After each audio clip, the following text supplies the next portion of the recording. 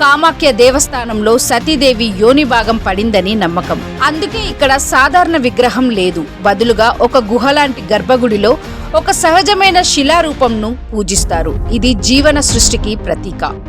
ఇది కామాఖ్య దేవస్థానంతో అనుబంధించిన అత్యంత నమ్మించరాని విషయం. ప్రతి సంవత్సరం జూన్ నెలలో 3 రోజుల పాటు దేవస్థానం ద్వారాలు మూసివేయబడతాయి. ఈ సమయంలో భూదేవికి తన వార్షిక ఋతుస్రావం అవుతుందని నమ్మకం. ఈ 3 రోజుల్లో యోనిశిలపై నిత్యం ప్రవహించే భూగర్భ జలం ఎర్రగా మారుతుంది. దేవస్థానంను 4వ రోజు తెరిచిన పూజారులు గర్భగుడిని శుభ్రం చేసి ఎర్రని కుంకుమ బట్టను భక్తులకు ప్రసాదంగా పంచివేస్తారు.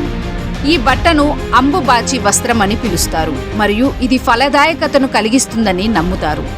శాస్త్రజ్ఞులు ఈ నీరు ఎర్రగా మారడానికి కారణం నేలలో ఉన్న ఇనుము ఆక్సైడ్ ఖనిజాల ప్రభావమని చెబుతారు. కానీ భక్తుల శ్రద్ధకు ఇది ఎటువంటి భంగం కలిగించదు. వారికి ఇది ఒక దైవిక అద్భుతం, ప్రకృతి మరియు దేవతా శక్తి యొక్క సృజనాత్మకత శక్తి యొక్క నిజమైన నిదర్శన. కామాఖ్య దేవస్థానం తంత్ర సాధనకు ప్రసిద్ధి చెందిన ప్రధాన కేంద్రం.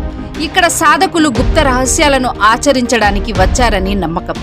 దేవి యొక్క బీజ మంత్రం క్రీం అత్యంత శక్తివంతమైనదిగా పరిగణించబడుతుంది. ఈ మంత్రం దేవి యొక్క సంపూర్ణ శక్తిని కలిగి ఉందని మరియు సరైన పద్ధతిలో జపిస్తే అపారమైన శక్తిని ప్రసాదిస్తుందని నమ్ముతారు.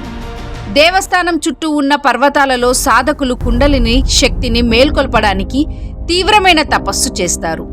దేవస్థానంలో మేకలను బలి ఇవ్వడం ఒక సాధారణ ఆచారం. కానీ ఇక్కడ ఒక ఆశ్చర్యకరమైన విషయం ఏంటంటే బలి కోసం తీసుకెళ్లిన మేకలు ఎటువంటి భయం లేదా ప్రతిఘటన చూపించవు. అవి పూర్తిగా నిశ్శబ్దంగా శాంతియుతంగా కనిపిస్తాయి.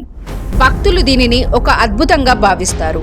దేవత స్వయంగా ఆ ప్రాణిని స్వీకరించడానికి సిద్ధంగా ఉన్నందున అవి భయం లేకుండా మోక్షం సాధించడానికి సిద్ధపడుతుందని వారి నమ్మకం. ఇది హింస కాదు,